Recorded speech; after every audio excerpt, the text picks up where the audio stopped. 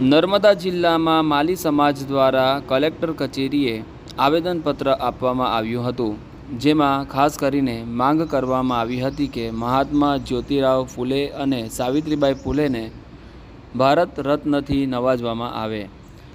મહાત્મા જ્યોતિરાવ ફૂલે અને સાવિત્રીબાઈ ફૂલેનું શિક્ષણ ક્ષેત્રે અભૂતપૂર્વ દેશ માટેની સેવા છે, જેના અનુસંધાને માલી સમાજ દ્વારા આજે સમગ્ર ગુજરાતમાં આવેદનપત્ર આપવામાં આવ્યું હતું। સાથે સાથે રાજપીપળામાં પણ આવેદનપત્ર આપી અને ભારત રત્ન આપવા માટે માંગ કરવામાં આવી છે।